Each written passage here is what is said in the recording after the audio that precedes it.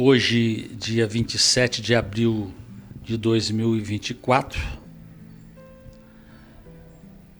no bairro Jardim Valéria, em Bom Jesus do Itabapuana, e teremos a honra e o privilégio de entrevistar Yelmo de Carvalho Toledo Papa, conhecido como Yelmo Papa. Eu gostaria de assinalar, primeiramente, que Bom Jesus tem tesouros desconhecidos, preciosidades que honram e dignificam o nosso município. E Yelmo Papa é uma dessas pérolas que podemos encontrar aqui em Bom Jesus. Agora, eu sempre digo que quando a gente afirma algo, nós temos que mostrar as evidências disso. E eu gostaria então de dar início a fazer uma breve leitura sobre a vida de Yelmo, que foi extraído esse texto do Portal dos Jornalistas. Yelmo nasceu no Rio de Janeiro no dia 10 de junho, mora em Bom Jesus do Itabapuana desde 2007. É bacharel em comunicação social com habilitação em jornalismo. Formação concluída em 1984 no Rio de Janeiro. É fluente em espanhol, com bons conhecimentos de russo e italiano. E chegou à trajetória no jornalismo em 1982, após conquistar o primeiro lugar em um concurso para estágio promovido pelo Jornal dos Esportes, visando a Copa do Mundo na Espanha. Fazia estatística dos jogos da Copa, recebia, colecionava e despachava as notícias que chegavam pelos teletipos das agências, além de fazer reportagens. Durante 6 anos, ele foi revisor de texto na imprensa naval no Rio de Janeiro, até 1992, quando passou a ser repórter e editor na TV Morena de Campo Grande, no Mato Grosso. De lá migrou para Varginha, Minas Gerais, para atuar na edição do EP-TV, e depois para Resende, na mesma função que manteve na TV Rio Sul até 1996. Abriu uma nova experiência em sua trajetória, participando da campanha política como editor nas eleições de Ponta Porã, em Mato Grosso, para o candidato a prefeito Carlos Frois em 1996, que acabou vencendo o pleito. Depois, voltaria a atuar em campanha para alguns candidatos. Na política, trabalhou na Câmara dos Deputados como assessor parlamentar entre 2000 e 2001. Foi secretário de Meio Ambiente entre 2010 e 2012 em Bom Jesus do Norte. E entre as atividades no telejornalismo, Yelmo Papa traz na bagagem as passagens pela Globo News, Brasília, FM Educativa Campo Grande, como chefe de divisão de reportagem entre 1998 e 2000, TV Sergipe Aracaju, como produtor núcleo de rede e editor da SE-TV 2001 e 2003. Também pela Sport TV no Rio e São Paulo, como editor e coordenador de eventos entre 2003 e 2006. Trabalhou na Folha de São Paulo como redator nos Jogos Pan-Americanos de 2007. E foi repórter do jornal A Tribuna de Vitória em 2008. Em 2013, teve uma passagem pelo Esporte Espetacular da Globo. Em atividades paralelas, foi tutor do curso de jornalismo esportivo na Escola Educar de Araújo, em Sergipe, entre 2009 e 2013, e monitor de xadrez do programa Mais Educação do Governo Federal, implantado nas escolas Luiz Tito de Almeida e Nossa Senhora Aparecida, em Bom Jesus do Itabapuana e Campos, entre 2013 e 2014. De 2014 a 2016, foi assessor de comunicação na Prefeitura de Bom Jesus do Itabapuana. E foi quando, nessa época, prestou concurso e passou a atuar no setor de comunicação. Entre as competências adquiridas no caminho, além de editor e revisor de textos, repórter e produtor, estão a de coordenação de eventos esportivos e de gravações em estúdio, principalmente de programas eleitorais. E Elmo, mais uma vez, então é uma grande honra, principalmente tratando aqui de um jornalista. Nós que pertencemos aí à área do jornalismo, meu tio Ézio Bastos, ele fundou o jornal Ao Norte Fluminense em 25 de dezembro de 1946, um jornal que vive até hoje.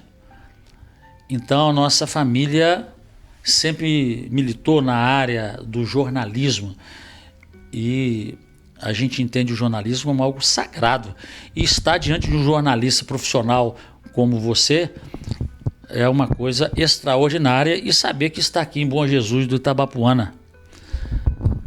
Gostaria que você pudesse falar um pouco da sua vida, Elmo, né? Como é que foi sua trajetória, as escolas por onde você passou na infância e como é que você chegou a Bom Jesus do Itabapuana. Bom, primeiramente queria agradecer, a honra e o prazer é todo meu, né, de dar essa entrevista para vocês. Parabenizar pela luta da sua família e sua também, porque é uma resistência, né, se manter um jornal 80 anos, já vai fazer 80 anos, né, no Norte Fluminense, numa cidade do interior, com Bom Jesus, né, e dizer que eu comecei como todo mundo começa, escola pública, né, no Rio de Janeiro. A gente morava primeiramente, meu pai era militar da aeronáutica, da reserva, né, militar, e a gente morava num bairro porque estavam construindo a vila militar, mas a escola já estava pronta, então comecei a estudar na escola que ficava na vila. Depois mudamos para a vila, né? E eu consegui estudar na escola pública até a sexta série, que hoje seria o 7º ano, né? E depois a gente já tinha saído dessa vila militar.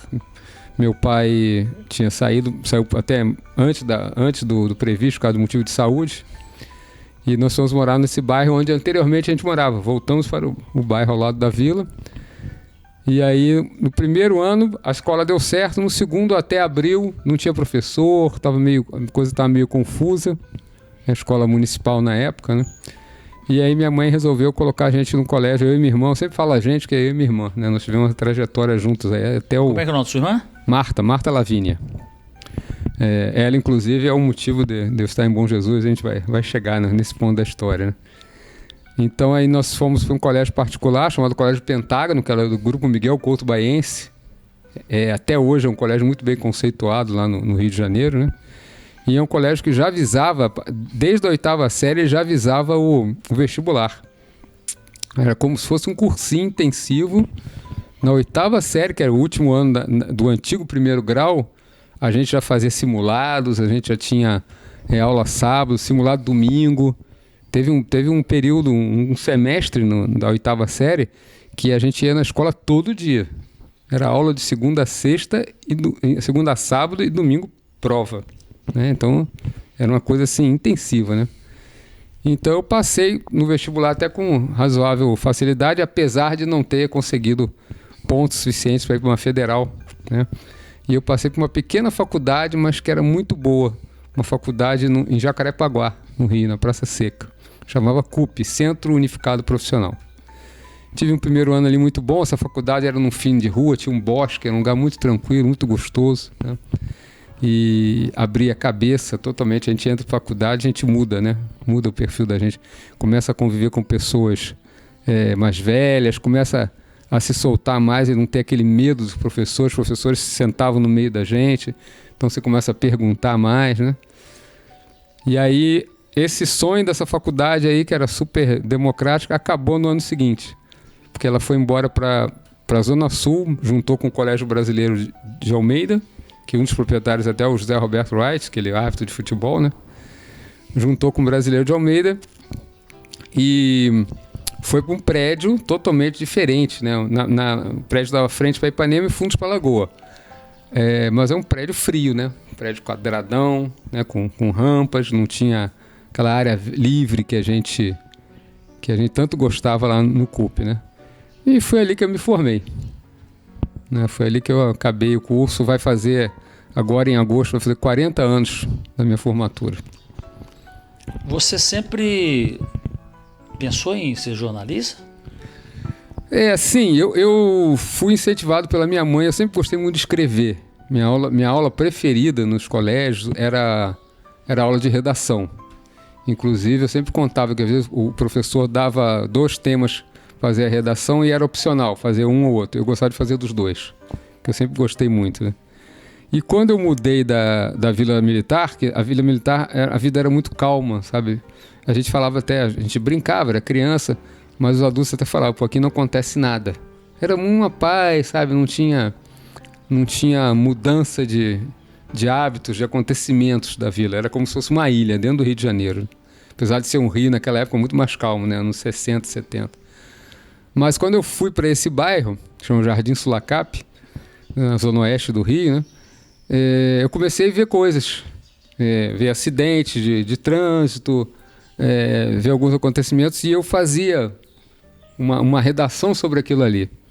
E aí minha mãe uma vez falou, poxa, eu acho que esse menino leva jeito pro jornalismo. E eu botei aquilo na cabeça, e assim, a partir da 8ª série eu já decidi, não vou fazer jornalismo.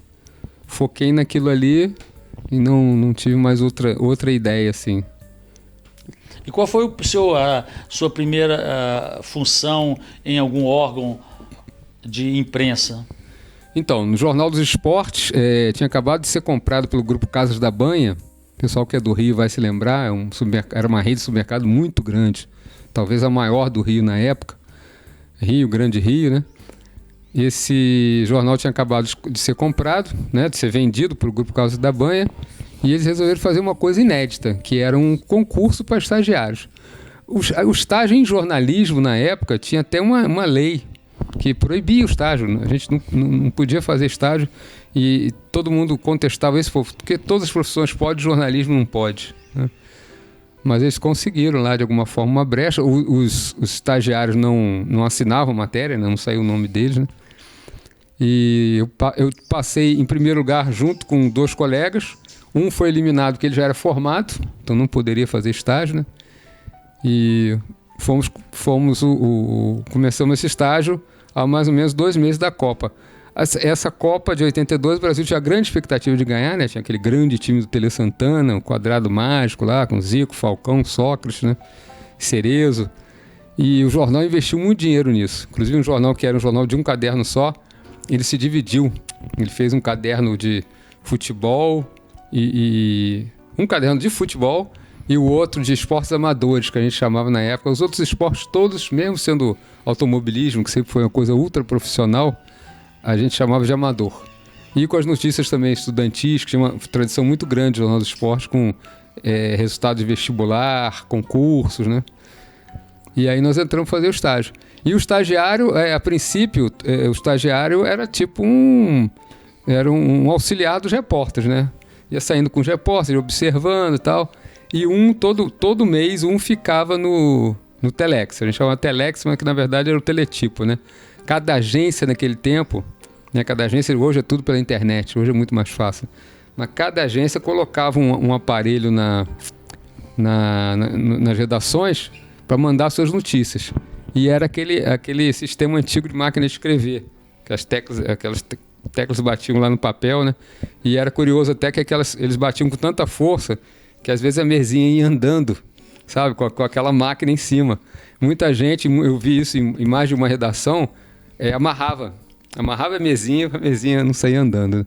Então a gente via a notícia do que era, de qual editoria, tinha umas bandejas, né? umas bandejinhas de madeira. A gente cortava aquela notícia, isso aqui é política, botava aqui. Isso aqui é esporte, isso aqui é futebol, então bota aqui. Amador, bota aqui. Fazia esse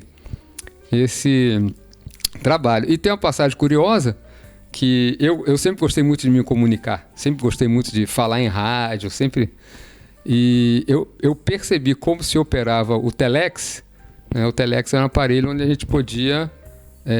o teletipo só recebia, né? O telex não, a gente falava e recebia, né? Então eu percebi como se operava aquilo, e aquilo ali tinha um preço único, assim, não era que nem telefone, que se falasse 10 minutos era muito caro, né? Aquilo ali, se fazia uma ligação, era um preço. Via Embratel. E eu descobri o telex do centro de imprensa, onde um professor nosso da faculdade estava na Espanha, cobrindo a Copa do Mundo. Então, às vezes, eu falava com ele. Conversava com ele, pedia para ele dar uma notícia, contar uma história curiosa. E aí eu pegava aquele pedacinho de telex e levava para os colegas da faculdade. Mostrava, é o Bafinha, o Otair Bafa, já falecido já, que foi o grande mestre nosso, porque ele era um cara do esporte também. Ele era um jornalista carioca, apaixonado pelo Rio, adorava samba, flamenguista, mas ele trabalhava sempre para órgãos de São Paulo. Trabalhava no Jornal da Tarde, o Estado de São Paulo, fazia rádio também para São Paulo. Ele era um correspondente, né, no Rio. E aí eu levava essas notícias dele e era um grande sucesso, era muito interessante. É interessante porque as experiências da vida são tudo para o desenvolvimento, para o crescimento. Até as más experiências, muitas vezes elas são um tesouro na vida, né, da gente. Já houve quem dissesse que no fundo do poço é onde está o nosso maior tesouro. Bom, mas eu estou apenas fazendo uma observação, mas para enfatizar essa questão da experiência inicial. Quer dizer, você tem a primeira experiência num jornal de ponta do esporte. Eu era um assíduo leitor do Jornal dos Esportes. Era uma coqueluche, como a gente falava, né? Então todo mundo em Bom Jesus e no país inteiro, Jornal de Esportes. Então você teve essa experiência fantástica logo no início na sua carreira, né? Então, e como você salientou, esse mestre que você teve, então você já entra profissionalmente, digamos assim, já lá na ponta do jornalismo, né? E é interessante que hoje, por exemplo, a gente observa a sua paixão pelo esporte, né? Quer dizer, eu não sei se ela teve o início exatamente com o seu exercício profissional ou você já tinha essa paixão anterior? Não, já tinha paixão anterior. Principalmente, tinham 3 esportes assim, que eu era muito apaixonado. O primeiro, acho que todo brasileiro, é o futebol, né? Comecei ouvindo futebol pelo rádio, pequeno ainda. Eu lembro assim de coisas que eu tinha 9 anos e escutando, sabe, uma decisão do Campeonato Carioca pelo rádio. Uma lembrancinha bem apagada, sabe? Mas eu lembro disso, né? O tênis, porque é uma coisa que hoje seria absurda, né? Mas naquele tempo a Globo passava a final de Wimbledon, a feminina e a masculina, passava na íntegra, e jogo de tênis não tem hora para acabar, né? Eu não sei nem como é que a Globo, eu não tinha noção na época como era a televisão, mas não sei nem como é que a Globo se arrumava para fazer isso. Então passava aquelas finais intermináveis do Bjorn Borg, Jimmy Connors. Então eu aprendi rapidamente só vendo as transmissões, os termos do tênis, que é os termos, a maioria em inglês, né? Eu decorei aquilo ali, entendi logo a contagem de pontos. E uma paixão muito grande, que hoje assim essa paixão aí eu abandonei, que era a Fórmula 1. Eu comecei a acompanhar a Fórmula 1 com a ascensão do Emerson Fittipaldi, né, em 72, que ele estava para ser campeão, né? Ele já era piloto da Fórmula 1 desde 70, mas 70 eu era muito pequeno, não lembro. Mas em 72 eu lembro que eu via algumas corridas e eu lembro exatamente do momento que ele foi campeão mundial, eu estava ouvindo pelo rádio. Eu estava numa festa e me chamaram para ir em algum lugar comprar um refrigerante e eu pedi para a pessoa ligar o rádio do carro para eu poder ouvir a corrida e ouvir aquela transmissão emocionante do Emerson sendo campeão. Então eu já tinha essa paixão pelo esporte e tendo o objetivo meu realmente seria ser jornalista esportivo. Era o meu sonho na entrada e eu já entrei, como você falou aí, já entrei num grande órgão de imprensa, um jornal diário grande, né? Que tinha jornalistas antigos, experientes. É muito bom isso aí, né? Você falou aí sobre rádio, eu não posso deixar de também agora de recordar da minha memória afetiva no rádio, ouvindo aquelas transmissões, né, de decisão, e era muito interessante porque tinha hora que o rádio, o áudio diminuía e você não sabia, se dava, por exemplo, uma tempestade, sim, toda hora interrompendo. Houve uma vez, eu estava na decisão do Fla-Flu, e você é fluminense. Sou tricolor. Eu sou Flamengo, certo. E eu me lembro, papai tinha um carro lá fora, estava quase na hora da missa, eu tinha que ir para a missa, mas estava o jogo de decisão do Flamengo e Fluminense. Eu entrei no carro ali, né? No finalzinho do jogo, gol do Fla. Aí, acabou. Sumiu a transmissão. Né? E eu fui, é gol do Flamengo, gol do Flamengo. Fui ver, é gol do Flávio do Fluminense em cima do Flamengo. Mas na hora lá, é muito interessante isso. Então, como o radinho o rádio emocionava, e emociona até hoje, né? Sim, sim. Mas eu acho que nós tínhamos um momento de muita, assim, mais qualificação na época, né? E os locutores, né? Tinha o esportivo, errou. Mário Viana. Viana. Que tinha sido árbitro, era comentarista de arbitragem. Então, eram figuras magníficas, né? Que ficam na nossa memória afetiva, né? Bom, apenas para pontuar. E aproveitando a deixa, falando aí em jornalismo e esportivo, nós temos em comum conhecimento de um outro personagem nacional.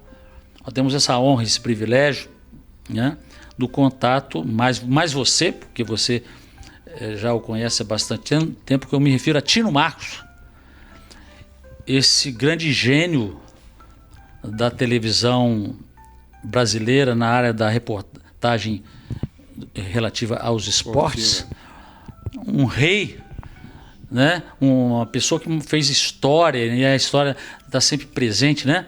Como é que foi o seu contato com o Tino Marcos? Então, eu conheci o Tino no segundo período da faculdade, quando era o CUP ainda, lá em Jacarepaguá, né? Foi numa aula de fotografia. Um aluno levou umas fotos, ele já era fotógrafo profissional, só que ele queria fazer a faculdade para ter o registro, para ser repórter fotográfico, né?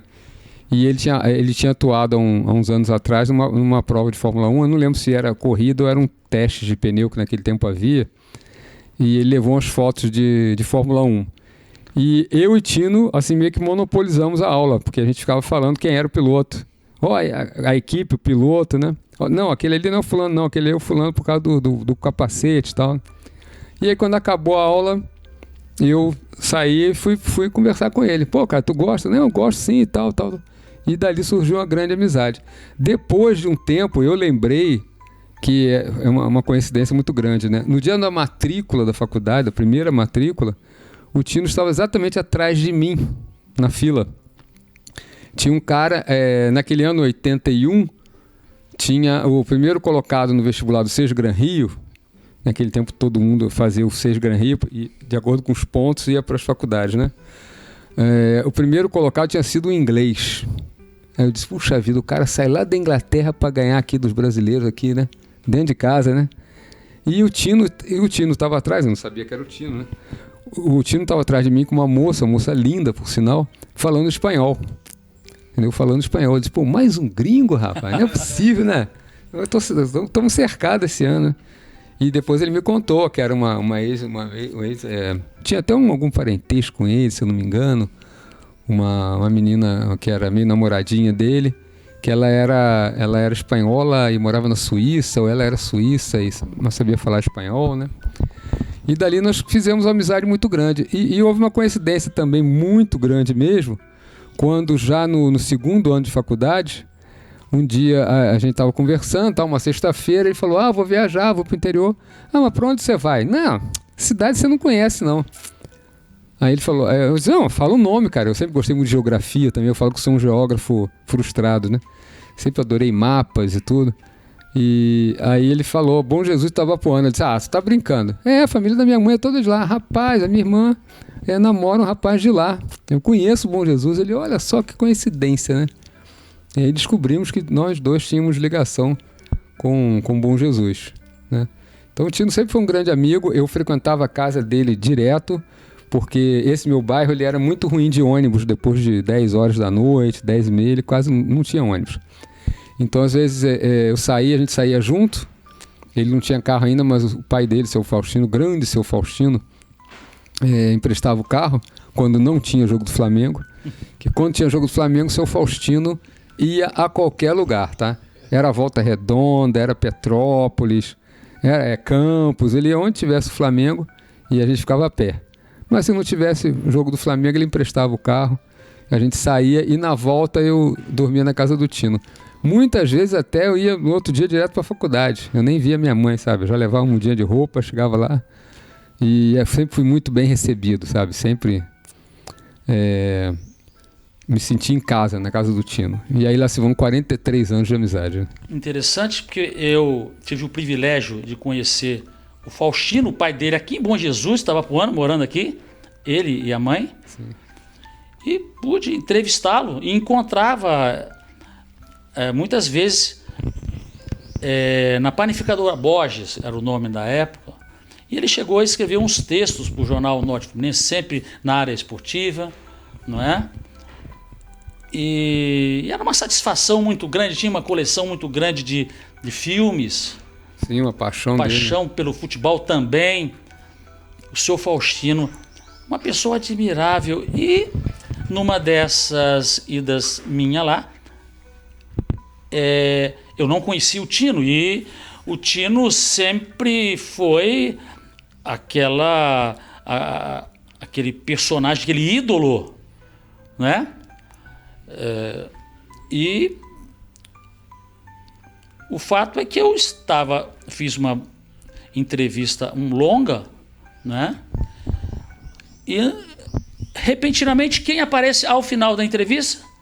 Exatamente o Tino. Eu quase desmaiei.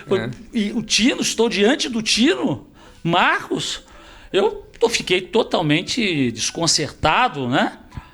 E claro, tinha que fazer uma foto para marcar, né? E o Tino totalmente humilde, uma humildade, porque o pai dele sempre falou, uma coisa que me impressiona muito no Tino é a humildade dele. E é realmente uma humildade, mas quando você está diante de um ídolo, por mais que o ídolo seja humilde, você sempre o está colocando no devido lugar onde ele tem dentro da imagem que você formou dele, né? Pelos atributos, pelas qualidades, né? E, bom, o fato então teve esse episódio e eu tive sair dali, né, em estado realizado, né? Jamais poderia conceber que um dia eu teria esse privilégio de conhecer o Tino. Então, e aqui Bom Jesus, quer dizer, então são esses personagens importantes, né, da nossa história, ou que participam da nossa história, que nos engrandecem, não é? Que nos valorizam, né? Simplesmente por estarmos próximos. Bom, falando de Tino, e ainda na área do esporte, nós temos a questão do xadrez. Não é isso? Vamos aproveitar então para fechar esse assunto da questão do esporte, porque você virou, como foi dito, professor de xadrez, né? em Campos e Bom Jesus. Como é que foi essa experiência? Bom, eu primeiro fiz um curso de arbitragem de xadrez, que um amigo estava também, né? Foi ali que eu voltei a ter contato com o xadrez. E eu tive o primeiro contato com o xadrez lá nos anos 70, né? Eu ganhei uma vez da minha mãe de Natal um tabuleiro de xadrez muito bonito, que infelizmente se perdeu, né? E o livro do Mequinho, falando sobre os segredos do xadrez, né? E eu comecei a jogar com um amigo, um menino que era filho único, muito quieto dele e tal. Às vezes ele ficava até meio afastado das brincadeiras e tal. Comecei a jogar com ele. Ele se mudou para São Paulo e começamos a jogar por correspondência. Hoje a gente joga pela internet, né? Naquele tempo a gente mandava o lance por carta, né? Mandava por carta, chegava e tal. Era bem curioso isso. Mas eu perdi o contato com o xadrez depois, muitos anos sem mexer com o xadrez, sem jogar. E esse curso, que foi um curso até voltado para professores, né? A gente foi convidado, na época eu conhecia muito a secretária de Educação, e ela falou, pô, Ian, você não quer fazer? As professoras não estão muito assim, muitas não se interessaram, algumas se interessaram realmente, mas algumas acharam muito complicado e tal, vamos lá fazer. E aí tive o prazer de conhecer essa turma do xadrez, né, da qual o amigo faz parte. E foi muito bom aquilo ali, foi um convívio muito saudável, né? Voltei, fui bem no curso, né? Não fui dos primeiros colocados, mas fui bem, aprendi bastante. Agora, aí não levei para frente a questão da arbitragem, né? Porque tinha essa questão de ter que pagar todo ano para a federação e tal, e eu não dei muita atenção para isso.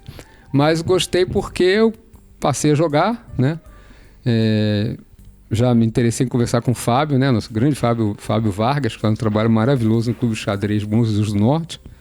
Merece todo o nosso aplauso, né? Porque é uma luta ali diária dele, a gente sabe como é difícil, né? Você enfrentar num mundo, num país onde futebol é 90%, manda em tudo. E depois já foi o basquete, aí já foi o vôlei. E aí tem outros esportes, né? Vão surgindo vários esportes novos. E é difícil você colocar um esporte xadrez, que é um esporte muito, muito mental, né? Você tem que estar até bem. O pessoal fala, mas não é atleta. É atleta porque se você não estiver bem fisicamente, você não consegue pensar bem. Você vai se cansar, né? Mas é um esporte muito mental. E aí surgiu essa oportunidade, né? A minha esposa é professora, chegou o programa Mais Educação, e entre as opções de aplicar nas escolas tinha o xadrez, né? Então eu me inscrevi lá na Secretaria de Educação e consegui pegar uma monitoria. A gente era monitor de xadrez, né? E foi muito, muito interessante, porque teve escolas que eu passei que tinha pouca gente, não tinha muito apoio.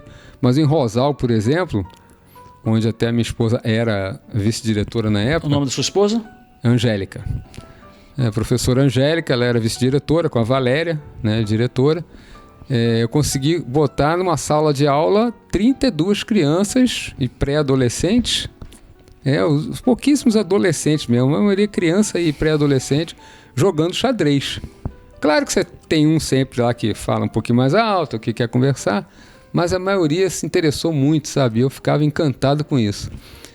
E aí eu passava o básico para eles, das regras, né, do jogo, né? E colocava para jogar. E muitos queriam jogar comigo, achando que eu era um grande mestre, né? Aí eu começava a jogar e tal. Na maioria das vezes eu ganhava. Mas quando um me vencia, e alguns, os mais, né, assim, talentosos, me venciam, aí eles falavam assim, poxa, queriam tirar uma onda em cima de mim, né? Falavam, não, rapaz, eu tô feliz, porque se você me venceu, sinal que eu te ensinei direito. Ensinei bem, né? Parabéns, né? Aí eles davam desarmada neles. Mas foi uma experiência muito boa ali em Rosal. Tive aqui também no Dr. Francisco, ali foi pouco tempo. Francisco Batista. Ali foi pouco tempo, porque foi na época que a Globo me chamou no Rio, essa passagem no Esporte Espetacular. Eu tive que largar. E aí, quando acabou o contrato lá, eu voltei e peguei em Campos também, em Santo Eduardo, né, na escola lá. E Santo Eduardo foi uma experiência boa também, a turma era pequena, mas aí eu dava para trabalhar bem com eles, sabe? Inclusive, no fim do ano eu comprei refrigerante, comprei salgadinhos, comprei medalha, distribuí medalhas para eles, Foi bem bacana essa experiência aí. Eu acho importante salientar aqui a figura do professor Fábio Souza de Vargas, porque eu acompanho a trajetória dele desde quando ele instituiu o Centro Educacional Novo Caminhar Senki. E ele, à frente dessa instituição, ele implantou o xadrez lá no educandário. Então eu tive várias oportunidades de ver. E ele falava, olha, se um dia eu tiver a oportunidade de ocupar uma função no poder público municipal, uma das coisas que eu pretendo implementar é o xadrez no município. Foi dito e feito. Em uma certa administração, ele foi convidado para atuar dentro da Secretaria de Educação e, graças ao comando dele, foi implementado o xadrez no município, né? Interessante que certa vez eu fui numa escola municipal, Olívio Bastos, que é o nome do meu avô, lá na Asa Branca. Eu fui ver a situação como é que está. Repetidamente eu vejo no quadro de avisos: atenção, aulas de xadrez, tá.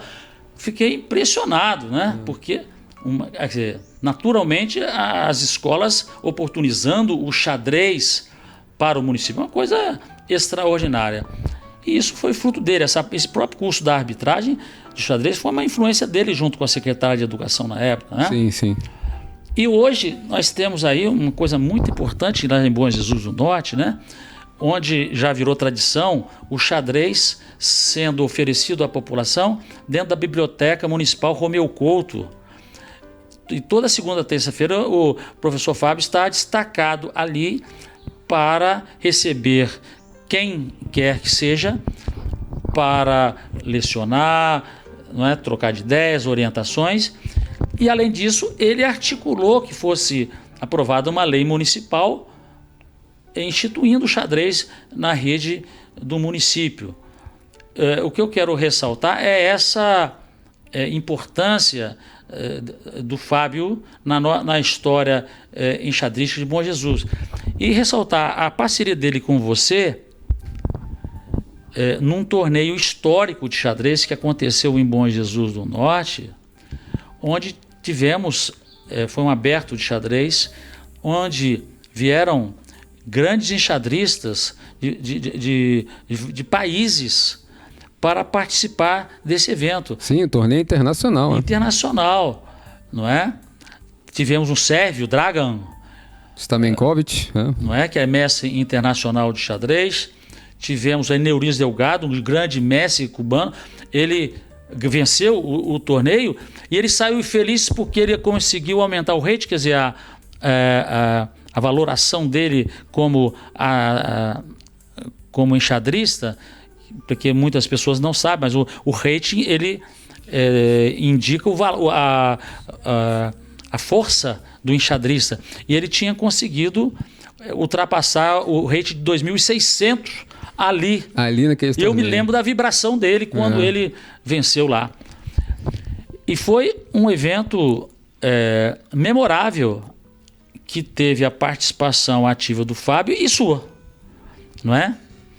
E hoje, todas as segundas e terças-feiras, o Clube Xadrez de Bom Jesus do Norte, conciliando a biblioteca e o xadrez, que são áreas da mente que desenvolve a cultura, porque o xadrez, né, o Yelmo, ele é um instrumento pedagógico importantíssimo. Muito. Porque ensina a criança ou o jovem a não ser impulsivo. Porque no xadrez você tem que pensar no lance que você vai dar, mas tem que pensar no lance do adversário, depois você pensa no seu lance que vai dar e depois no do adversário. Porque se você mexer a peça atabalhadamente, você corre o sério risco de fazer um lance errado que vai causar a perda da partida. Então, um instrumento pedagógico importante é isso, estimular o jovem a pensar, a não agir por impulso. Exatamente. Não é? Outra coisa, o xadrez ensina você a fazer um planejamento de um jogo. Quem aprende a jogar sabe que você tem que fazer um plano de jogo com as peças que estão. Então, isso é uma coisa muito importante, porque dentro dessa perspectiva, a pessoa passa a refletir, poxa, qual é o meu plano de vida, não é? E também tem a questão da disposição da pessoa em ter a paciência, não é? Momentos de estudo, de dedicação, não é? Para você melhorar no xadrez, você precisa desses elementos. Então, o xadrez tem essa questão pedagógica.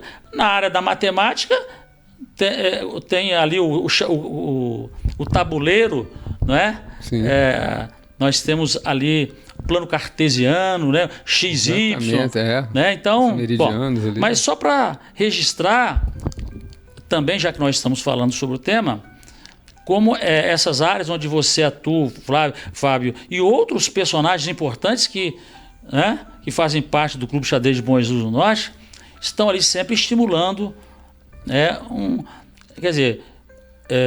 fomentando o desenvolvimento cultural. Esse é importante. O xadrez é esporte, arte e ciência. Exatamente. Entendeu? E edifica o jovem. Aumenta a qualificação, porque ensina a refletir, a pensar, coisa que hoje em dia está um pouco fora de moda, né? Eu falava sempre com meus alunos que xadrez você não joga com a mão, você joga com a cabeça. A mão é só para mexer a peça. Primeiro você tem que tomar a decisão na sua cabeça, ver bem o que você vai fazer, analisar aquilo que o amigo falou, de ver o lance lá na frente, o que o adversário vai fazer também. A mão é só para movimentar a peça. Não adianta ter assim, precipitação de mexer a peça e botar tudo a perder. É um esporte muito difícil de ganhar, mas muito fácil de perder, né? E fazendo ligação aí Tino, Marcos e xadrez, o Tino é exímio xadrista, inclusive desde o tempo da faculdade lá que a gente jogou algumas vezes e tudo, eu nunca venci o Tino. Hoje, então, é impossível vencê-lo. Hoje ele está muito ligado mesmo, ele estuda, um grande estrategista o Tino. De vez em quando está aí nos honrando no clube de xadrez. Toda vez que ele vem a Bom Jesus, ele vai lá no clube. O nosso coração fica em festa quando o Tino aparece. Muito bom. Ou mesmo quando ele manda uma mensagem no grupo, né? Exatamente. Com todas as tarefas que ele possui. Mas... Yelmo, você também é conhecido como Papov, não é isso? Sim, é uma brincadeira que eu fiz no Facebook, né? Quando eu fiz o Facebook a primeira vez, eu botei Yuri Papov, que eu não queria que ninguém soubesse que era eu, né? Não queria saber, eu queria ficar meio anônimo. Mas depois, por causa de uma função pública que eu exerci, que foi a Secretaria de Meio Ambiente de Bom Jesus do Norte, o prefeito me pediu na época para eu botar o meu nome, porque ninguém ia saber. Você tem que curtir as coisas aí. Eles não vão saber, né, quem que tá curtindo. Yuri Papov. Quem é Yuri Papov? Aí eu tive que botar o Yelmo lá. Mas isso aí Yuri Papov é uma brincadeira que eu falo que é meu codinome aí dos tempos da União Soviética, né? Eu tô até com a camisa por falar nisso, Yelmo, todo mundo que é próximo a você sabe que você é um apaixonado pela Federação Russa, a antiga União das Repúblicas Socialistas Soviéticas. Como começou essa paixão? Olha, não tenho como precisar isso, Togino. É uma coisa assim que vão somando coisas, momentos da minha vida que eu vou tendo contato com a cultura russa e depois parece que eu vou juntando aquilo ali e falar, poxa, eu gosto da Rússia. Na época do esporte, eu sempre gostei muito de Olimpíadas. Esse ano estamos em anos de Olimpíadas, né? E eu torcia muito para os atletas soviéticos, né? Uma passagem que eu nunca esqueço, uma emoção muito grande na minha vida. Tinha um projeto no Rio do jornal O Globo chamado Projeto Aquários, que era para popularizar a música clássica. Então eles botavam a Orquestra Sinfônica Brasileira com Isaac Karabchevsky na Quinta da Boa Vista, de graça. E uma apresentação que eu nunca me esqueço foi do concerto do Tchaikovsky, que era o 1812, né, que exalta a vitória da Rússia sobre Napoleão. E esse concerto tem, além de ser uma bela música, uma bela obra, ele tem no fim dele, que é a vitória, os russos, para anunciar a vitória, dão salvas de tiros de canhões e tocam os sinos de todas as igrejas de Moscou, né? E nesse dia, ali perto da Quinta Boa Vista, tinha uma unidade do exército, eles emprestaram aqueles obuses, né, aqueles canhões, e foi feita uma coisa ali ao vivo. É uma coisa impressionante, né? O disparo daquele canhão parece que dá aqui no peito da gente, né? Eu nunca me esqueci disso. E tinha os sinos também de verdade. Hoje em dia, com meio eletrônico, essas gravações aí bota tudo, fica muito real, né? Mas dessa vez foi... E eu vi apresentações do coral do Exército Vermelho no Ibirapuera, em São Paulo, né? Comecei a ver algumas peças também de teatro de autores russos, como Tchekhov, né? Que a gente fala... o Tchekov, aí o pessoal fala Tchekov, né? Tchekhov.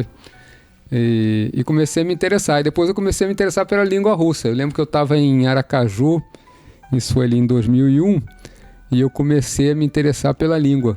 Comecei a buscar na internet palavras em russo, expressões. A primeira palavra em russo eu aprendi com um rapaz em Resende, que ele me falou que tinha feito uma excursão, que na época, hoje se tivesse isso seria uma maravilha, né?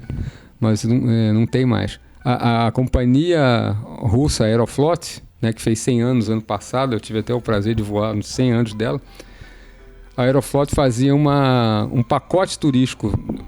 Ela, para ocupar os lugares nos voos dela para o Brasil, ela vendia passagem e fazia um pacote praticamente a preço de custo, que era assim, 7 dias em Moscou, com hospedagem, com café da manhã. Isso aí é um preço muito, muito bom, né? E aí esse rapaz fez, eu não lembro o nome dele, infelizmente, mas ele fez, né, e ele me explicou, ele me ensinou a primeira palavra, que era espaciba, que é obrigado. Spassiba. O carioca, você vai falar spassiba, né? Spassiba. Mas não, é uma coisa bem suave, assim, spassiba. E aí aprendi essa palavra. Opa, essa daí eu já, né? Aí depois isso aí foi pelos idos ali de 96. Mas 2001, Aracaju, eu comecei. Mas Aracaju não tinha um curso, não tinha um professor de russo, não tinha. E quando eu voltei de Aracaju para o Rio em 2003, eu procurei uma professora que morava ali na Glória, no Rio, e fui estudar. E dali eu comecei a estudar. Estudei de 2003 até 2006. Aí em 2007 eu parei, porque eu fiquei um período desempregado, tinha até uma reserva lá de fundo de garantia, aquelas coisas, mas não podia gastar, né? Não sabia qual era o futuro, né? E aí eu parei de estudar. Mas eu falo assim, eu não evoluí muito na língua russa, mas tudo que eu aprendi naquela época eu lembro até hoje, né? E eu pude lembrar, inclusive nessa viagem que eu fiz ano passado, né, eu acho importante agora salientar, porque só para registrar isso, e eu gostaria só de dar uma pontuada para a gente ter uma visão global. A sua paixão pela Rússia começa com Tchaikovsky, basicamente, com uma apresentação russa lá no Rio. Pode-se dizer isso? Sim, pode-se dizer. Inclusive, mais um detalhe aí. Eu sempre gostei muito de rádio, né? E em casa, a empregada, a gente sempre teve empregada doméstica, minha mãe trabalhava fora. Meu pai e minha mãe passavam um dia fora, né? Então tinha que ter uma empregada doméstica. E todas gostavam de ouvir rádio. E na época, um dos programas líderes de audiência no Rio, na Rádio Globo, Haroldo de Andrade. E a abertura do Haroldo de Andrade era justamente o Concerto para Piano número 1 do Tchaikovsky. É uma música extraordinária. Extraordinária. Toca realmente o coração. Toca mesmo. E deixa eu só... Para ter um parênteses, eu li uma notícia que parece que no dia 10 de junho vai vir uma orquestra russa e na programação no Rio está prevista também a apresentação do número de Tchaikovsky, né? É mesmo? Eu li isso aí.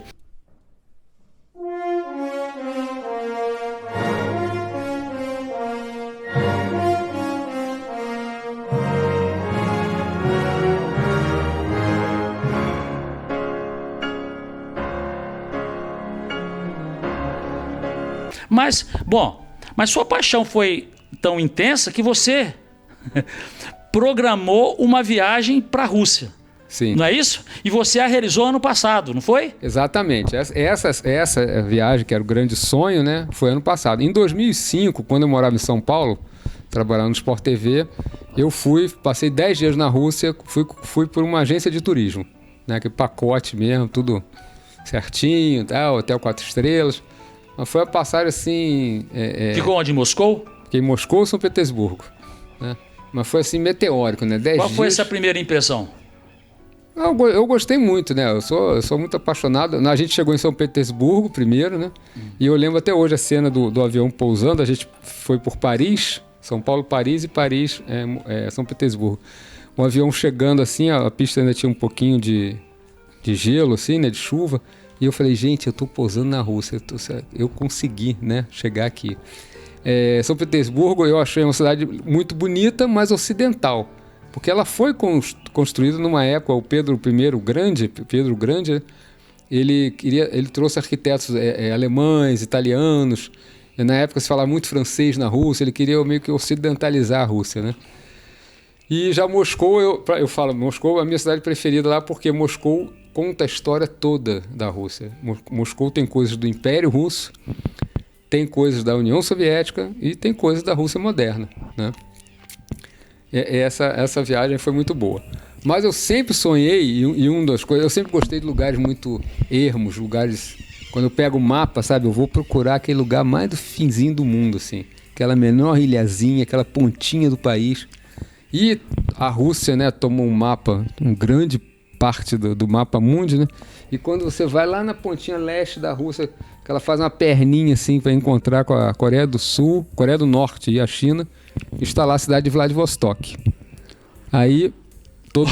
Ô Yelmo, agora, só para deixar bem situada essa situação, porque uma viagem de trem de Moscou a Vladivostok leva-se 3 dias, não é isso? 6 dias. 6 dias? Se for direto. Direto. Né?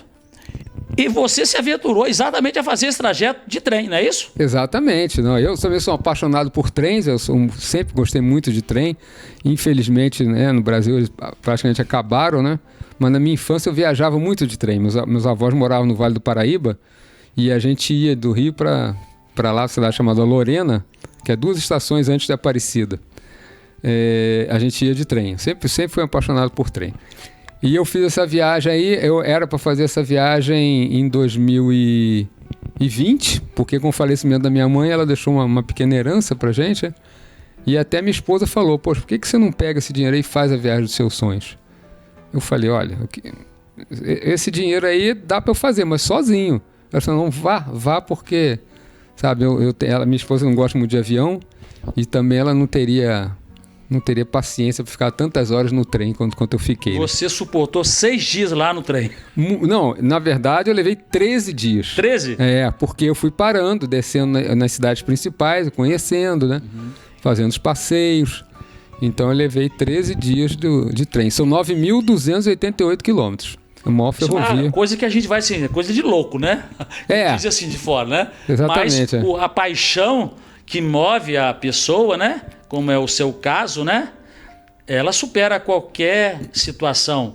Uma coisa que você faz, que normalmente é um sacrifício, mas quando ela está imbuída por uma paixão, por um amor, aquele sacrifício ele é transformado em virtude. É interessante. Sim, isso. Vira um grande prazer, né? É interessantíssima essa questão. O que normalmente seria alguma coisa, não é, desagradável, mas quando ela está com esse clima, né, da paixão, ela se transforma. É o seu caso, não é isso? Exatamente. Eu tinha uma vontade muito grande de fazer essa viagem.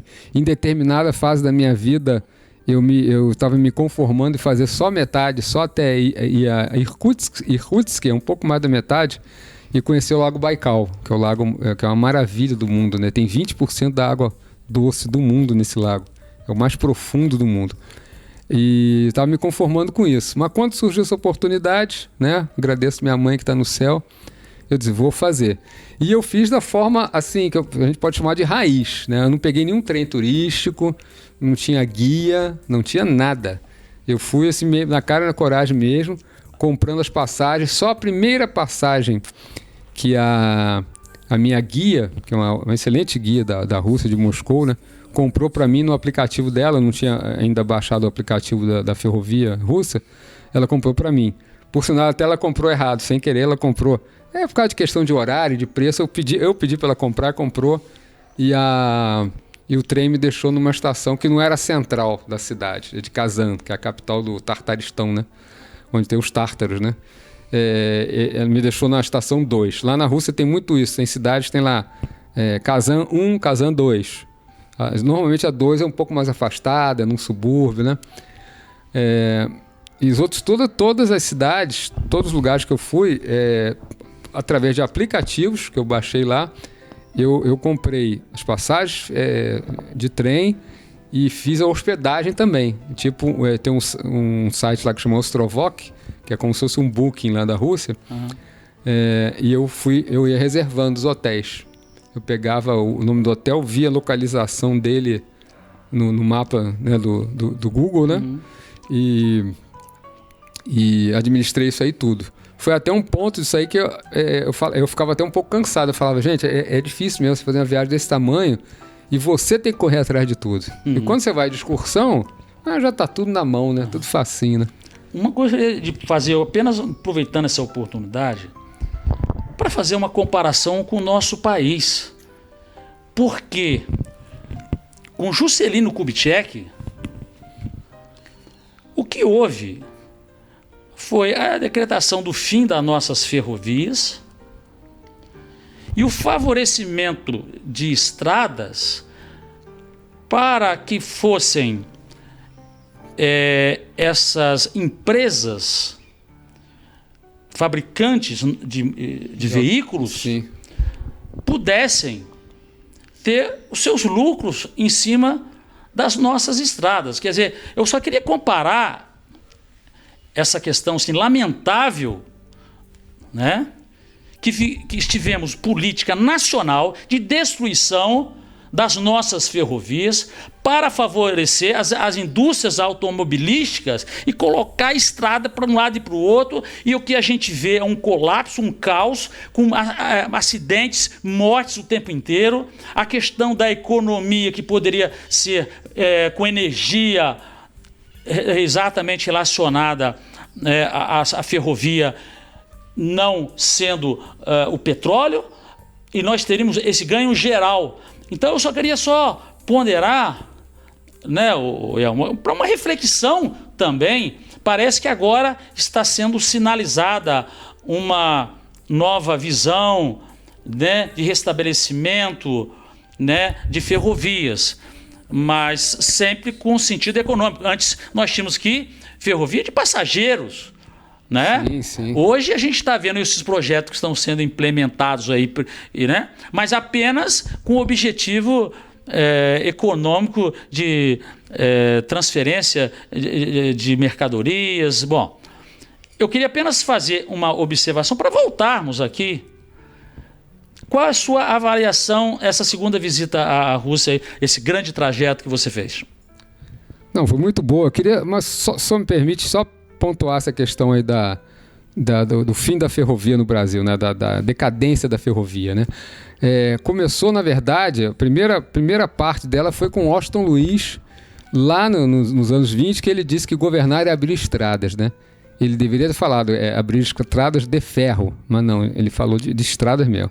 Depois veio Juscelino, que queria instalar as indústrias automobilísticas, que realmente a indústria automobilística era uma necessidade. Você não podia passar o resto da vida do Brasil sendo apenas um importador de carros, né?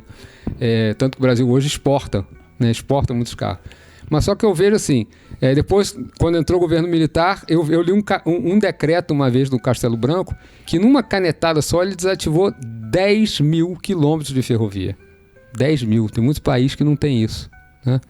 E por último, aquelas privatizações, que aí foi o tiro de misericórdia no trem de passageiros, que foi a privatização de 96, no governo do FHC. Porque o que aconteceu? Ele botou no papel que seria quem ganhasse as licitações, as concessões, teria que manter os trens de passageiro por algum tempo. E no outro dia acabaram com os trens, né? Então isso aí foi terrível. Na Rússia é totalmente ao contrário, né? Na Rússia a ferrovia é estatal, né?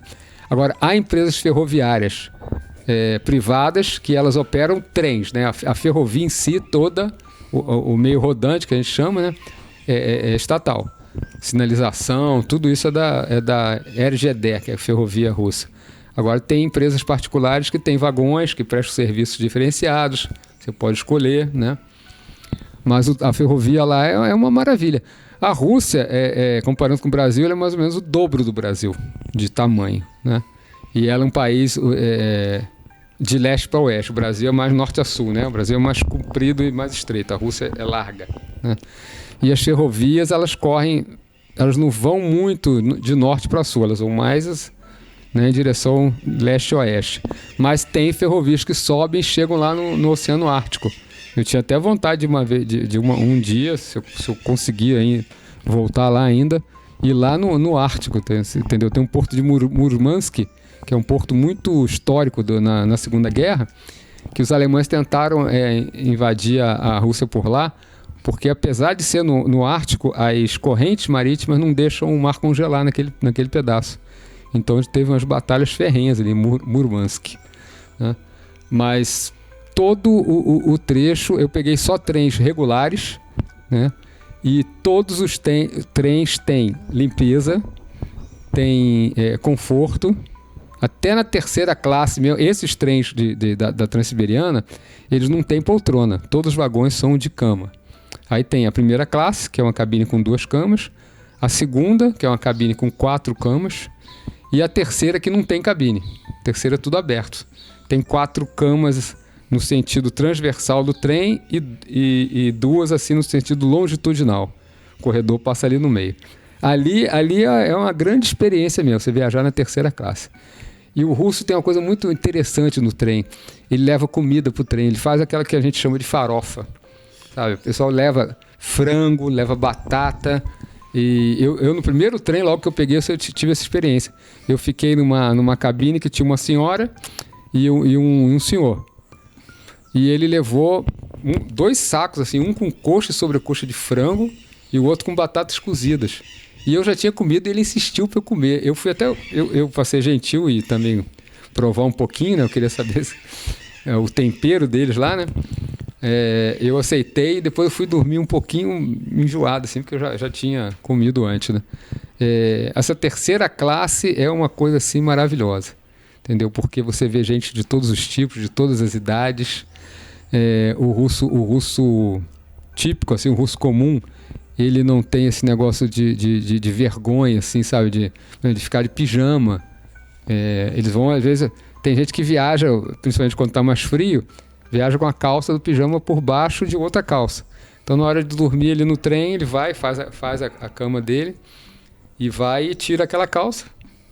Tira uma calça, dobra lá e já deita ali na cama e dorme, né?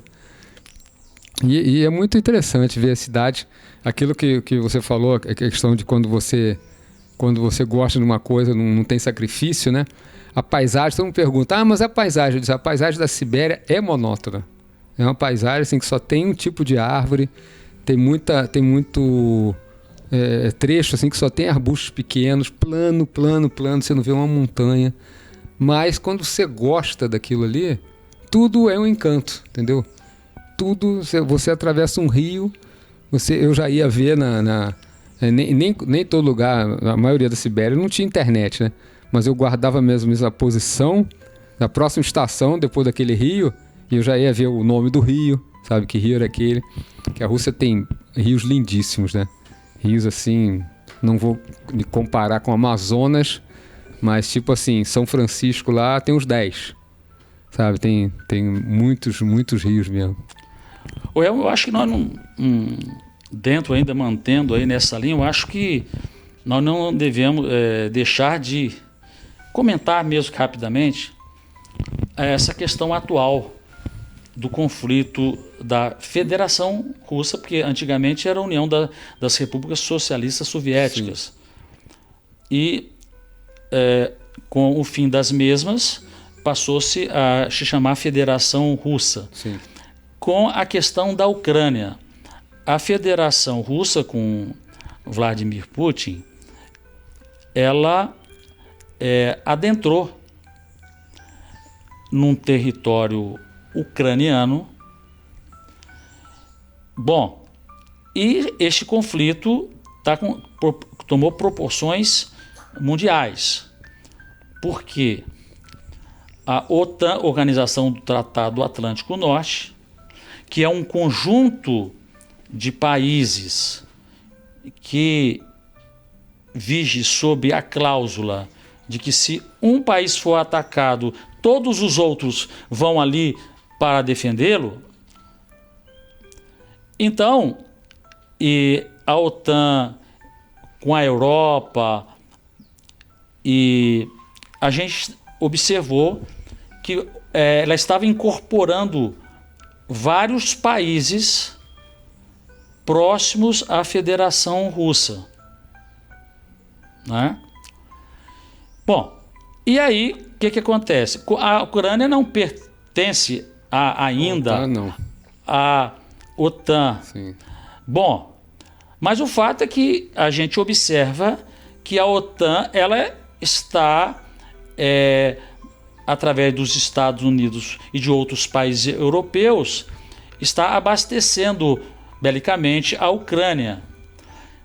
Como você vê essa intervenção russa no território ucraniano, inclusive se apoderando, ou isto é, proclamando que regiões ali como Donetsk, por exemplo, a Crimeia, sim, são territórios russos e não ucranianos?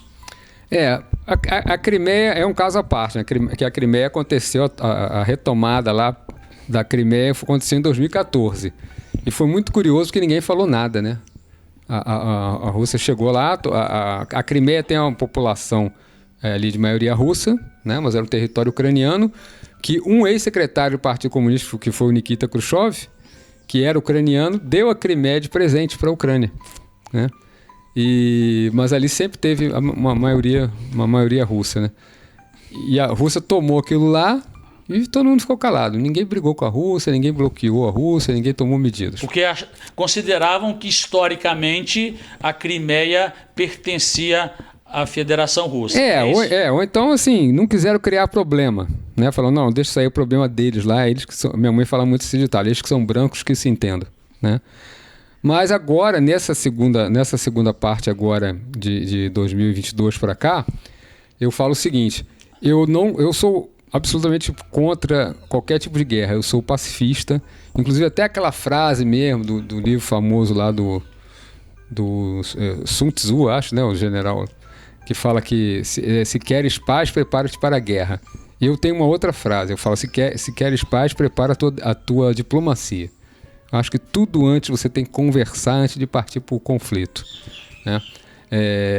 Eu acho o seguinte, eu fui contra essa tomada aí da Rússia, a Rússia entrar na Ucrânia militarmente, né? Mas apesar de ser contra, eu não concordo, mas eu entendo os motivos do Putin. Entender não quer dizer concordar, né? Exatamente por causa disso. A OTAN, desde que o Pacto de Varsóvia, que era um organismo rival da OTAN, é o correspondente da OTAN dos países comunistas, dos países comunistas. Desde que o Pacto de Varsóvia acabou, porque a União Soviética acabou e todos os países foram, né, tomando os outros rumos, a OTAN cresceu, 90% do crescimento dela foi para cima da Rússia. Ela foi sitiando a Rússia. Ela não tem a OTAN não tem nenhum objetivo hoje, eles sempre dizem isso, que você destacou muito bem, que é para defender um país nosso que foi atacado, todos vão defender. Mas não tem ameaça contra país nenhum. Tanto que a Rússia entrou na Ucrânia, que não é da OTAN. Então a coisa aí está totalmente desvirtuada. Primeiro, por que a OTAN se manteve existente? E segundo, por que a OTAN foi defender a Ucrânia, que não é um país que faz parte dela? Um país que não foi aceito, não foi integrado à OTAN, né? Eu vejo o seguinte, primeiro, Estados Unidos que está tendo, aliás, Estados Unidos não está tendo prejuízo nenhum com essa guerra, está tendo lucro. Estados Unidos quer, como sempre quis, confrontar a Rússia. Sempre foi um rival da União Soviética e a Rússia herdou praticamente todo o poderio nuclear, né? A Rússia hoje tem o maior arsenal nuclear do mundo, então é uma ameaça para os Estados Unidos. Então ele quer manter a Rússia lá longe dele e, se possível, suplantada, né? E segundo, o que acontece ali? As coisas foram tomando um rumo tão estranho, que até países conhecidos pela neutralidade e tudo, que falaram várias vezes que nunca entrariam na OTAN, entraram. E outra coisa, o que eu falei que os Estados Unidos está tendo lucro, o maior prejuízo dessa guerra é para a Europa. A Europa está sendo destruída por causa dessa guerra.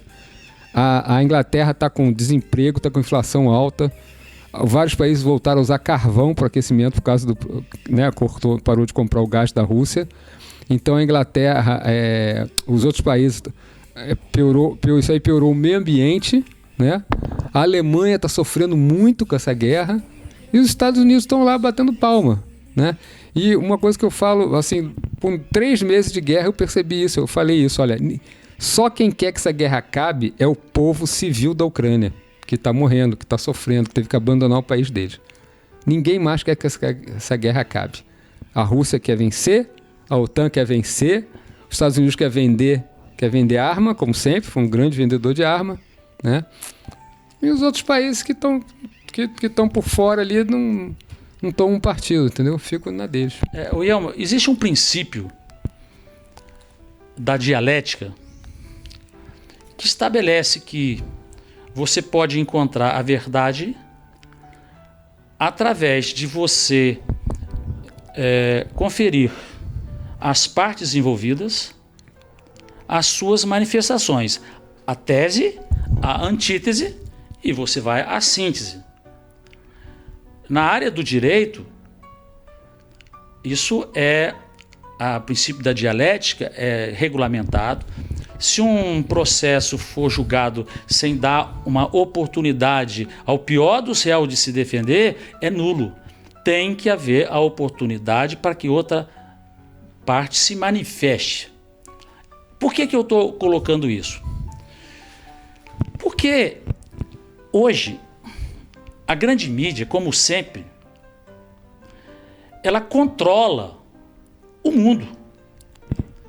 Os grandes meios de comunicação no Brasil, seja onde for, são controlados por esses interesses que impõem a sua visão.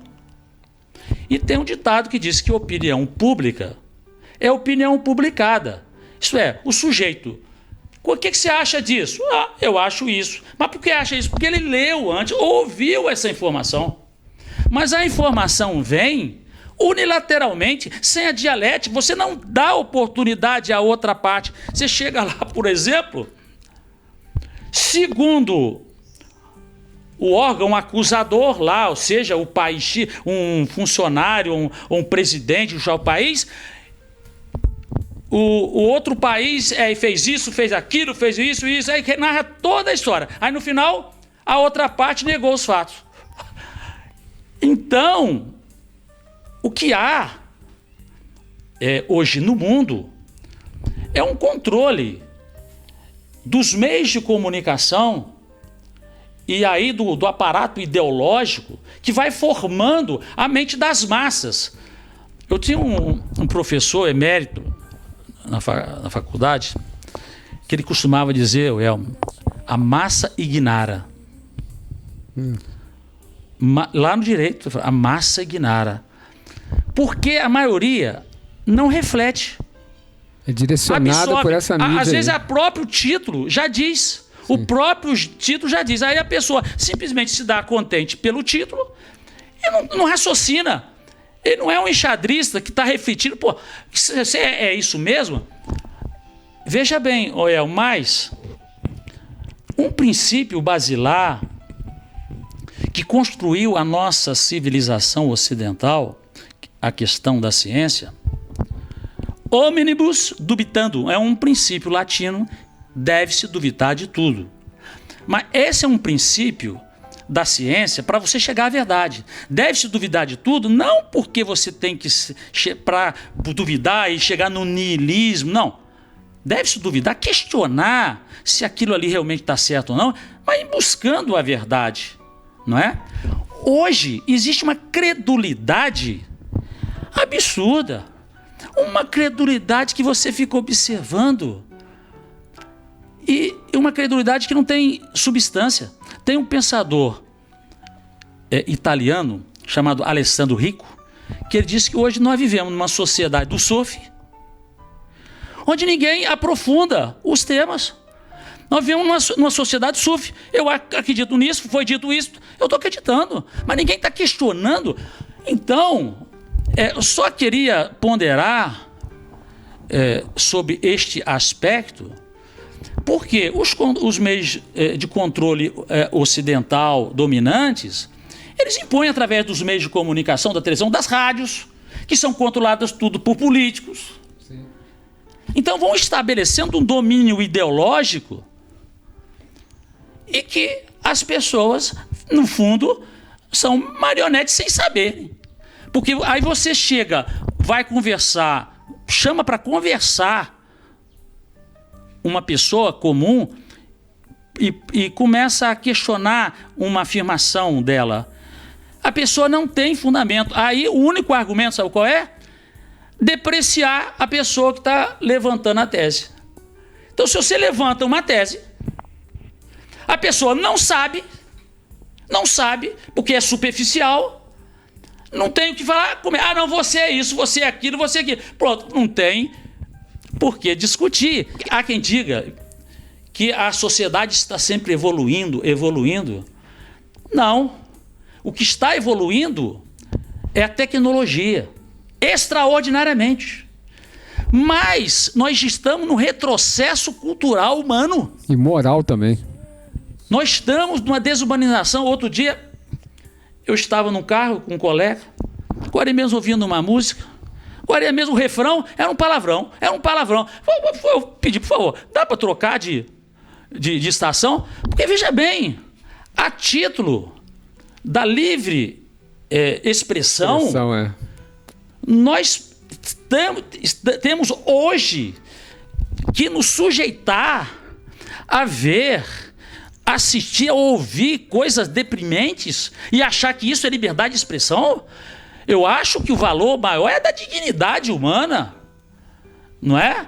Então, mas o que nós estamos vendo é isso, né? A imposição pela indústria cultural dessas músicas, de filmes, que idiotizam as pessoas e com duplo sentido, porque elas se tornam consumidoras inveteradas, sem aspecto crítico nenhum. Qualquer mercadoria que vem favorece ao mercado esse estado de situação, de mentalidade meio dica, e também de fácil manipulação política. Então, essa indústria cultural que ninguém não se questiona, eu não vejo questionamento nenhum hoje, Yelmo, sobre essas questões. Mas eu estou falando isso porque nós estávamos dentro da questão russa, porque hoje nós estamos diante do controle dos meios ocidentais, uma russofobia, não é? A gente observa isso, não é? Mas vamos olhar o outro lado. Segundo, assim que a Federação Russa avançou na Ucrânia, sabe qual foi o pronunciamento oficial? Eu fui questão de ver. Foi dito o seguinte: nós temos um passado. No nosso passado, nós queríamos a paz com Hitler, com a Alemanha. Em nome dessa paz com Hitler, com a Alemanha, nós fizemos concessões. Fizemos concessões em nome da paz. Chegou no momento que Hitler nos invadiu. Meu Deus, exatamente. Esse foi o argumento. Qual foi o argumento da Federação Russa? O que nós estamos vendo é o avanço da OTAN nas nossas linhas divisórias, e estamos observando que eles vão colocar armamento nuclear direcionado para o nosso país, e mais cedo ou mais tarde vão nos atacar.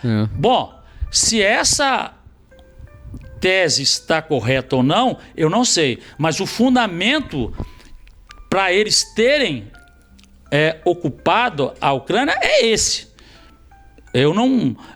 Pelo menos eu procurei ver o que o outro lado tem a dizer, né? Então, só para colocar essa questão, nós não sabemos como vai ser o desenrolar, né? São muitas variantes de geopolítica, né? aí no mundo inteiro, nós, como você falou, nós estamos vendo uma decadência nos países europeus, na própria Estados Unidos, né? Bairros sem teto, uma decadência. Droga sintética que está acabando, né? Com muita gente lá, aquela droga K que eles falam, né? As pessoas viram zumbis. E os Estados Unidos, ele tem uma influência extraordinária no mundo inteiro, né? Então, o que acontece lá repercute no país. E lá interna há uma guerra intestinal também em seu interior, né? Nos Estados Unidos, entre republicanos e democratas.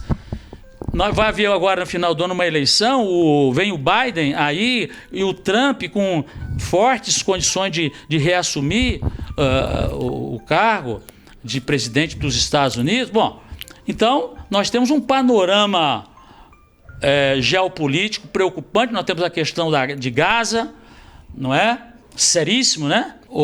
Vamos então agora retornar à sua viagem histórica. O que você poderia acrescentar aí?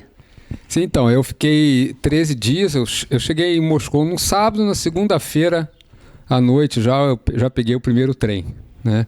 E fui seguindo em direção a Vladivostok, parei em cidades como Kazan, como Ekaterimburgo, né, Novosibirsk, Irkutsk, que eu fui lá conhecer o Lago Baikal, né, que eu já citei. E de Irkutsk eu tive o pedaço mais difícil para mim, que eu fiz uma opção que talvez tenha sido errada. E eu sempre falo, a viagem que não tem uma coisa errada, que dá errado, às vezes a gente nem conta para os outros, né? Sempre tem que ter uma coisa. Eu peguei um trem de Irkutsk para uma cidade chamada Khabarovsk, que fica nas margens do rio Amur, porque no meio dessas duas cidades aí, só tinha uma que era Ulan-Ude, interessante, assim, Ulan-Ude, que é a capital do budismo na Rússia, mas era muito perto. E depois pra frente não tinha mais nada, sabe? Só cidades muito pequenas e tal. Então eu peguei esse trem aí e essa viagem durou 66 horas. E 66 horas no mesmo trem. E é muito curioso quando você está viajando assim coletivamente, que eu até falava, sempre contei assim brincando, você dorme com uma pessoa e acorda com outra. Né? Tem gente que desce do trem no meio da madrugada, tem gente que embarca, né? Então eu fui ali observando, né? Tem uma das fotos que eu mais gosto da minha viagem, que se um dia eu fizer o livro, eu penso até em botar essa foto na capa do livro, que é uma senhora que viajou nesse leito que é paralelo ao corredor, na parte de baixo, e esse leito aí durante o dia desmonta, ele vira duas poltronas e uma mesinha. E ela tá olhando assim lá fora, sabe? Aquela paisagem nevada, ela tá olhando pensativa lá para fora. E eu tirei a foto sem perceber. Eu queria pegar a paisagem. Mas aí eu peguei. Depois que eu vi a foto, falei, poxa, tá muito bacana essa foto, né? Então eu fiquei 66 horas nesse trem e eu tava com problema na época com o nervo ciático. Aí eu comecei a ter muita dor. E daí eu decidi, ainda nesse trem, que eu ia... cancelar meu plano de volta. Meu plano de volta era voltar também de trem. Só que era voltar para uma outra ferrovia, mais ao norte, que é uma ferrovia totalmente assim, que passa em lugares ermos, sabe? Lugares desertos, e quase ninguém usa, sabe? São trens pequenos que passam lá, mas eu queria passar por ali, que eu sabia que seria a única oportunidade. 90% ou mais dos turistas que fazem essa viagem, eles fazem isso. Eles vão de trem e pegam um avião e voltam para Moscou. Ou então começam lá de Vladivostok e vão até Moscou de trem e pegam um avião para voltar. Quem está mais no Oriente, né? Quem está na Coreia ou na China, né? E eu acabei que eu fiz isso, que eu voltei de avião. E por voltar de avião, que eu tinha um cronograma certo para essa passagem de trem aí, por voltar de avião, eu ganhei 8 dias em Moscou. Então eu pude conviver, eu falo até brincando que eu já morei em Moscou. Porque 8 dias é um tempo muito legal, né? De pegar todo dia o metrô, sabe? De ver as pessoas indo trabalhar, de parar no lugar para tomar um cafezinho. Lá em Moscou, toda a cidade russa maior, tem muita passagem subterrânea. São avenidas muito largas e por causa do inverno também, eles privilegiam atravessar as avenidas por baixo. E ali tem algumas passagens dessas que tem lojinhas, né? E aí eu descobri lá um pastel de nata, aquele que a gente conhece aqui como pastel de Belém, né? que o pastel de Belém, eu sempre falo isso, chamar de pastel de Belém é só feito em Belém, né? Os outros são pastéis de nata, como champanhe. Champanhe é só o de champanhe na França, né? Então eu li lá, estava em cirílico, né? Eu li, pastel de nata. Aí eu falei com o rapaz, olha, eu sou brasileiro e eles escreveram aqui, usam um nome em português mesmo. Ele disse, não, é um doce apreciado aqui, né? Então foi muito interessante eu passar esses 8 dias vivendo em Moscou. E Moscou é uma cidade muito, muito bonita, eu aconselho a todo mundo. É uma cidade cosmopolita. Não tem perigo nenhum, em segurança zero. Você pode andar com o celular na mão. Aliás, o que mais você vê lá é gente com o celular na mão. E só voltando um pouquinho o trem para a gente finalizar. Eu fiquei 13 dias sem ver uma pessoa que não falasse outra língua a não ser russo.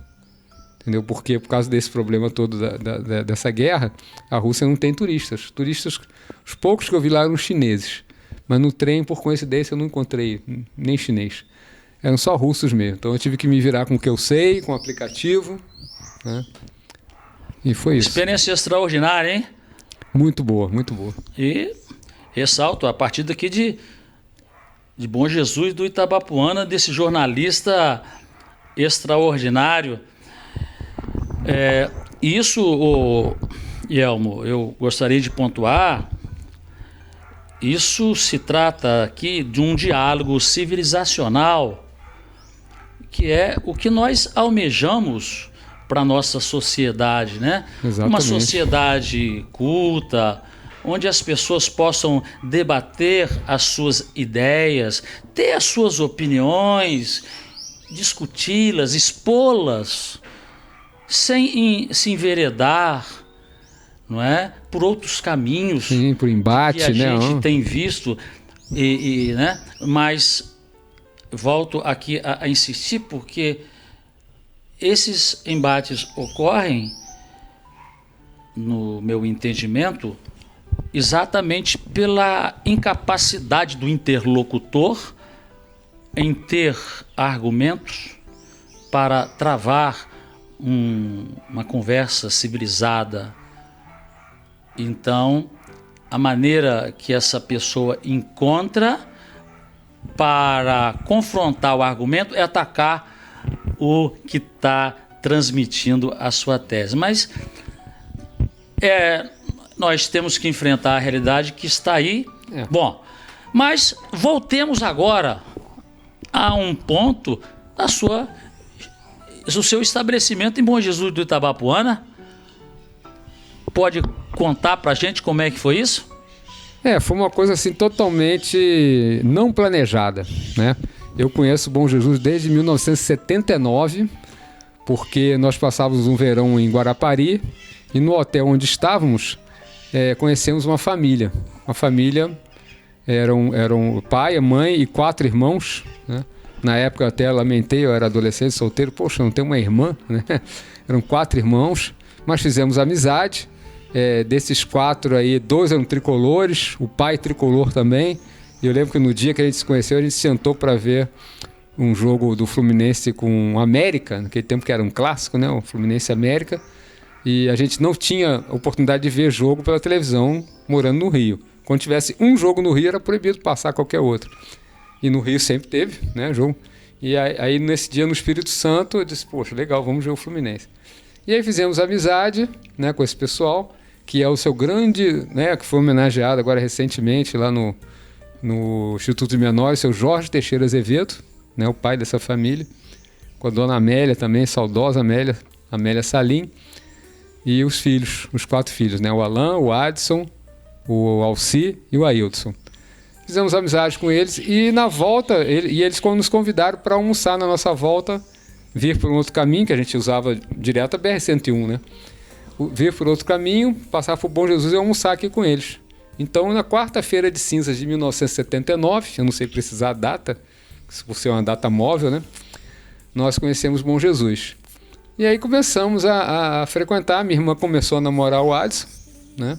O Adson cursava medicina na época em Niterói, né? Nós morávamos na zona oeste do Rio. E ele ia, sabe, saía de plantão. E eu falava assim, pô, ele gosta muito da minha irmã mesmo. Porque fazer esse sacrifício, né? Ele não tinha carro, ia de ônibus. era muito longe mesmo. E aí começamos a vir a Bom Jesus, tal, e quando foi em 84 eles casaram, ela veio morar aqui, e aí eu passei a frequentar mais ainda, porque casa da minha irmã é minha casa, né? E também meu cunhado eu sempre falo que ele é um irmão para mim, né? Então a gente vinha, chegava de madrugada e deixava a chavezinha escondida lá, eu chegava, abria a geladeira, ia dormir um pouco, né? Comecei a frequentar mais e comecei a fazer amizades com aquele negócio de frequentar a praça, né? E a única coisa que tinha pra gente fazer era a praça, né? Então, comecei a fazer várias amizades e em 86 eu passei nesse concurso para a Marinha e aí eu comecei a trabalhar, então eu jogava meu dinheiro, vinha mais vezes e eu sonhei na época em vir morar aqui. Naquela época eu sonhava em vir morar aqui e pedir uma transferência para o único órgão federal que tinha aqui, que era o INSS, né?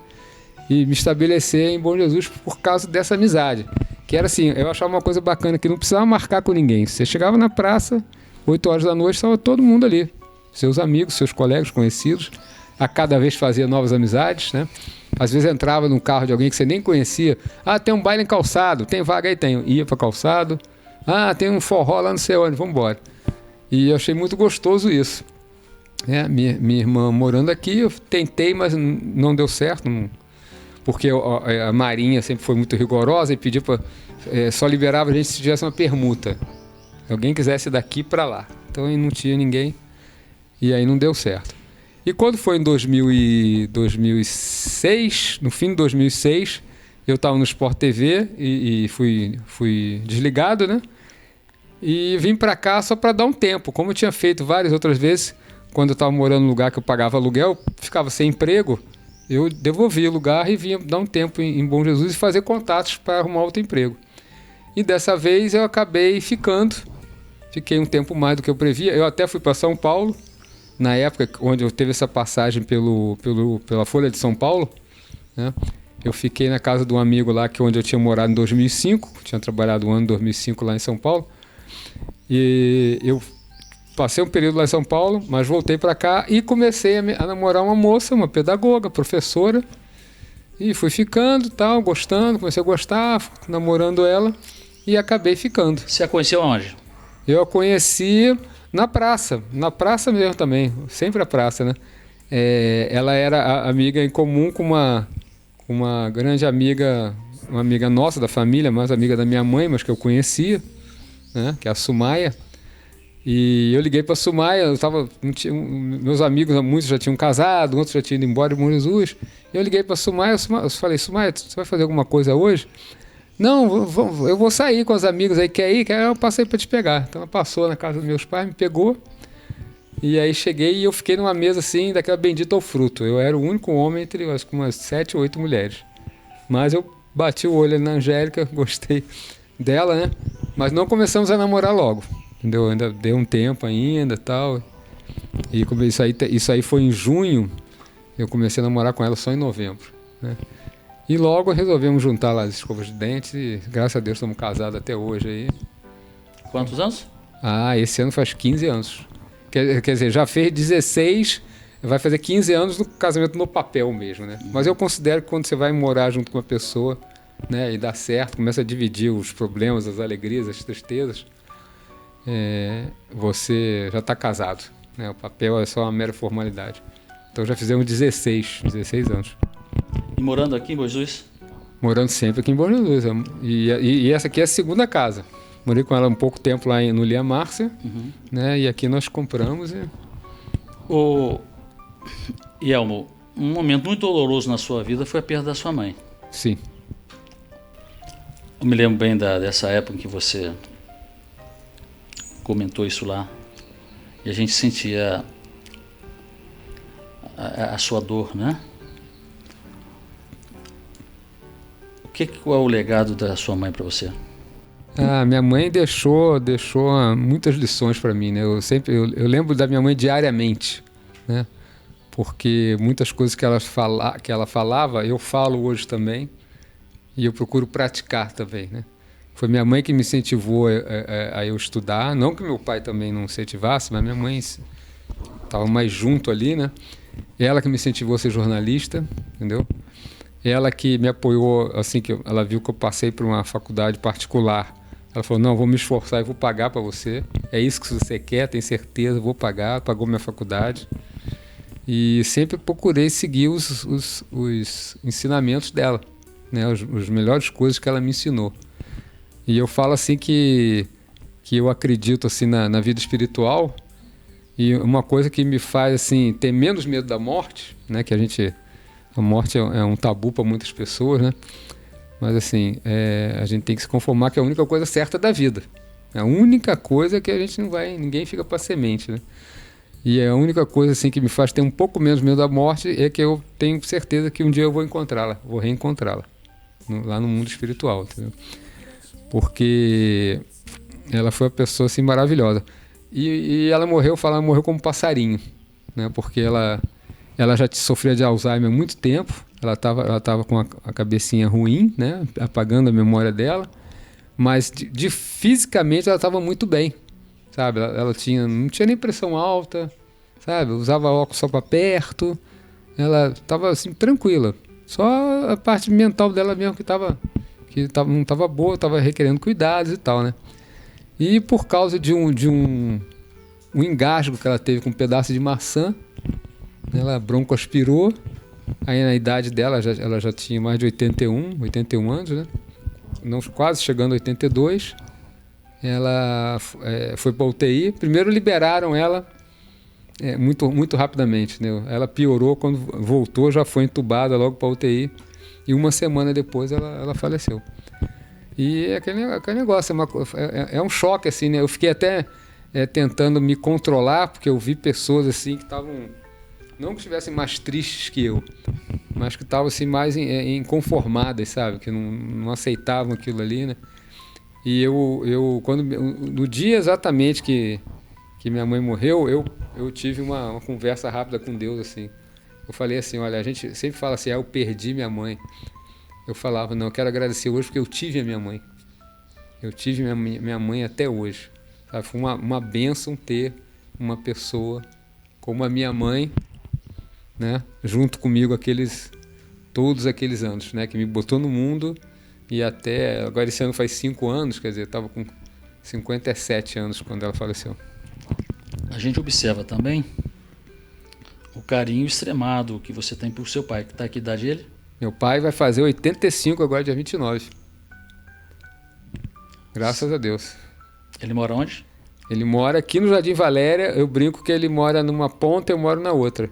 E realmente, se pegar um mapa da cidade, ele mora na primeira rua do Jardim Valéria lá e eu moro na última.